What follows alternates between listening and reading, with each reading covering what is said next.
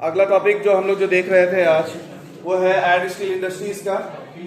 आपसे अभी बताया गया कि आयरन स्टील इंडस्ट्रीज में जो भी इंडस्ट्रीज है, इधर ध्यान, जो भी इंडस्ट्रीज है उसके अंदर तीन हमारे पास क्या होते हैं, फैक्टर्स होते हैं। जैसे कि पहला इनपुट होगा, दूसरा होगा process and then after output होगा। यही तीनों होंगे।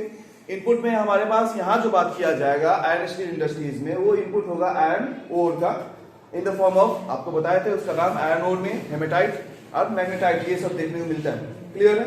ये आयरन ओर हमें जो इंडिया के अंदर देखने को मिलता है वो आपको बेसिकली छत्तीसगढ़, आपका झारखंड, उड़ीसा, वेस्ट बंगाल और थोड़ा सा साउथ में तमिलनाडु, कर्नाटका वाले एरिया में देखने को मिलता है। क्लियर है?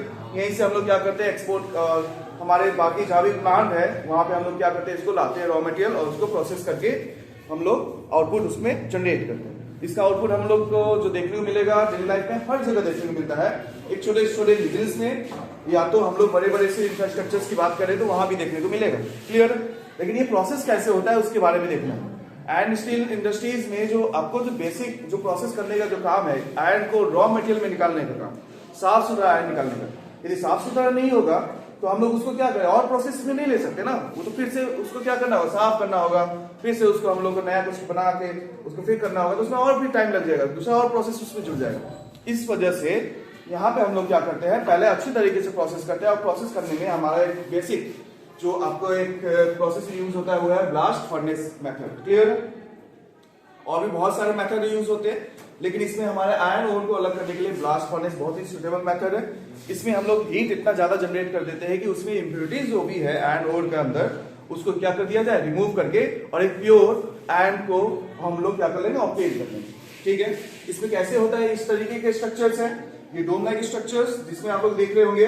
इस स्ट्रक्चर्स का पहला पार्ट तो आपको बेनिफिट दिखेगा, हर एक चीज बना हुआ है कुछ ना कुछ साइंटिफिक रीजंस। यहाँ पे देखोगे तो स्ट्रक्चर हम लोग इस तरीके से बना सकते थे, रेक्टेंगुलर बना सकते थे, लेकिन नहीं, सर्कुलर भी बना सकते थे, नहीं, यहाँ पे नहीं बना।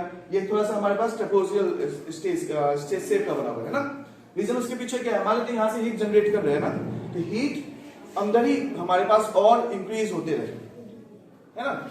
ऐसा नहीं कि डायरेक्ट ऐसा होगा। हीट क्या होगा, हम लोग को पता है, जैसे ही हॉट गैसेस होते हैं, हीट और टेम्परेचर प्रेशर अलग अलग, मतलब कि कोई भी हॉट गैसेस हम लोग करते हैं तो वो क्या करता है, सरफेस से ऊपर भागता है ना।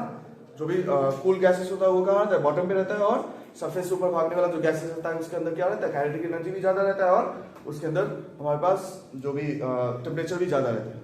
ये तो पता होगा आप लोग। यहाँ पे जो देखोगे तो हम लोग यहाँ पे क्या करते हैं, इनपुट करते हैं यहाँ पे रॉ मटेरियल। क्या क्या इनपुट होगा याद रखना है, ये रॉ मटेरियल कोक, साथ में आयरन ओर, और एक आयरन ओर का जो फॉर्मूला है Fe2O3 का। उसके बाद हमारे पास यहाँ पे लाइमस्टोन है,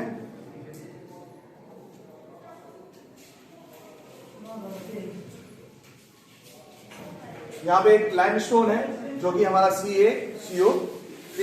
क्लियर है? ये तीनों को हम लोग क्या करते हैं, मिक्स करके इसमें डाला जाता है। दो आउट इनपुट होता है यहाँ पे इस तरीके से स्ट्रक्चर्स का, यहाँ पे इनपुट करके डालते हैं। यहाँ से आप लोग देखोगे तो टेम्परेचर एक सीक्वेंस दिया गया। सबसे ऊपर जो टेम्परेचर हमारे पास 500 केल्विन का रहेगा, केल्विन में ये सारा पता होगा आपको टेम्परेचर का, ये सब यूनिट्स है। फिर 900 केल्विन, फिर उसका 1070 केल्विन। उसके बाद नीचे में बॉटम में जहाँ पे ये मॉल्टेन एरिया क्रिएट होता है वो एरिया हमारे पास जो है 2170 केल्विन का। क्लियर है? यहाँ से जब ये पिघलता है तो ये तीन स्टेज में यहाँ पे हमारे पास क्या होता है, एक देखने को मिलता है। पहला, यहाँ से हम लोग इनपुट देते हैं गैस, हॉट गैसेस का। देखो कोई भी कंबशन होगा तो उसमें तो ऑक्सीजन की जरूरत है ना, हम लोग पढ़े थे ना कंबशन वाले में। जब तक ऐसा कंबशन कर रहे हो तो वहां पे ऑक्सीजन प्रेजेंस होना जरूरी है। तो कंबशन प्रेजेंस करने के लिए हम लोग यहाँ से हॉट एयर ब्लास्ट से हम लोग क्या करते हैं, हॉट एयर इनपुट देते हैं। इनपुट देने से यहाँ पे क्या होता है, इस वाले एरिया में और ज्यादा टेम्परेचर इंक्रीज होता है, और साथ साथ में इसको पिघलाने में हमें क्या करता है, हेल्प करता है। क्लियर है? यहाँ तक कोई दिक्कत नहीं। यहाँ तक आयरन ओर में जब देखोगे तो ये दो तरीके से यहाँ से अलग होता है। एक स्लैग है, ये टर्म क्या है, स्लैग। स्लैग कहने का मतलब यहाँ पे है जो भी इम्प्योरिटीज, कचरा, हाँ वेरी गुड। तो ये जो भी इम्प्योरिटीज है यहाँ पे जो हमारे काम का नहीं है, आयरन ओर से जो भी हमारे कचरे के फॉर्म में अलग अलग हुए, तो वो किसके अलग हो जाएंगे, मॉल्टेन स्लैग के फॉर्म में अलग हो जाएंगे। क्लियर है? और यहाँ पे एक लास्ट बॉटम में जो है, जो सबसे ज्यादा साफ सुथरा आपको दिखेगा, वो कैसे दिखेगा, मॉल्टेन आयरन के फॉर्म में दिखेगा। ये स्लैग कैसे बना है, मोल्टेन आयरन कैसे बना है, तो यहाँ पे 2-3 प्रोसेस है जो आपके सिलेबस में नहीं है, इन द क्लास 10 आपको ये पढ़ना पड़ेगा। जैसे कि एक रिडक्शन ऑफ आयरन किया जाता है, ठीक है। यहाँ पे रिडक्शन अभी आप पढ़े नहीं है तो अभी उसके बारे में बात नहीं करेंगे, बस समझ लो कि रिडक्शन केमिकल रिएक्शंस होते हैं। फिर उसके बाद यहाँ पे कार्बन डाइऑक्साइड किया जाता है, रिएक्शन करवा के कोक से रिएक्शन करवाया जाएगा कार्बन डाइऑक्साइड के हेल्प से। फिर उसका हॉट एयर रिएक्ट विद क्या करता है, कोक से रिएक्ट करता है। और ये सब कुछ मिलके आयरन ओर के साथ मिलके क्या करेगा, एक हमारे पास स्लैग्स का फॉर्मेशन करेगा जो इम्प्योरिटीज को अलग कर दे, और एक जो प्योर फॉर्म में होगा मोल्टेन आयरन जो हमारा यूजफुल के फॉर्म में आ जाएगा। क्लियर है। यहाँ से जो सबसे अच्छी बात क्या होती है, ये मोल्टेन पार्ट में ही रहता है और इसको जिस शेप में हम लोग क्या करते हैं डालना हो उसके शेप में डालते जाते हैं यहाँ से, और हमारा प्रोडक्ट बनते जाता है। जैसे कि फॉर एग्जांपल हमें अभी चाहिए कि हमारा जो आपको ट्रेन है उसका व्हील बनाना है, तो यहाँ से ही हम लोग क्या करेंगे, इस रॉ मटेरियल को निकाल लेंगे और व्हील वाले जो हमारा जो स्ट्रक्चर होगा उसमें क्या करेंगे, मोल्टेन पार्ट को रख देंगे, तो वहां से बन जाएगा। दूसरा हमें ये चाहिए ढांचा, हाँ, दूसरा हम मोल्ड उसको बेसिकली बोलते हैं, मोल्ड, ठीक है। और दूसरा मान लीजिए हमें ये चाहिए कि यहाँ से रॉड बनाना है जो हम लोग इंफ्रास्ट्रक्चर्स में यूज करते हैं ना, बिल्डिंग को बनाने में यूज करते हैं, तो हम लोग क्या करेंगे, यहीं से रॉड भी बनाना शुरू कर देंगे जो भी हमारा बेसिक के फॉर्म है, मिक्सअप करना है, कुछ करना है, ठीक है। और दूसरा और भी बना सकते हैं, सीट्स बनाना हो, और कह लेंगे बड़े बड़े जो ब्रिजेस बनते हैं उसके जो एंगल्स होते हैं वो बनाना हो, तो यहाँ से हम लोग यूज करेंगे। अब यहाँ से हमारा 2 चीज यूज होता है, एक तो आयरन जो हम लोग प्योर फॉर्म में यूज कर ले, या तो इसको हम लोग एलॉय के फॉर्म में चेंज करेंगे, और एलॉय चेंज करके और जो भी फर्दर हमारे जो प्रोडक्ट बनाना है उसको बनाएंगे। जैसे कि पहला एलॉय हम लोग यहाँ से बना सकते हैं स्टील का, ठीक है। वैसे आपको पता होगा ना कोरोजन रस्टिंग, पढ़े थे ना, रस्टिंग के बारे में बताया।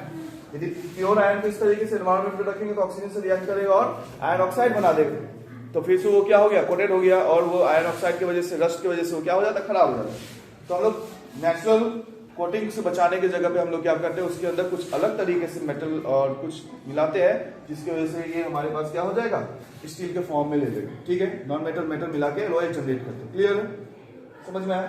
अब इसमें हमें चाहिए स्टील, फॉर एग्जाम्पल हमें चाहिए स्टील, यस, हमें चाहिए स्टील चाहिए, तो स्टील बनाने के लिए हम लोग क्या करते हैं, यहाँ पे हमारे पास इस आयरन ओर में हम लोग मिला दिया जाएगा थोड़ा सा कार्बन कंटेंट। इस कार्बन कंटेंट की वजह से क्या होता है, इसकी स्ट्रेंथ बढ़ जाती है और कोरोसिव नेचर जो था वो हमारा थोड़ा सा रिड्यूस हो जाता है। क्लियर, समझ में आया।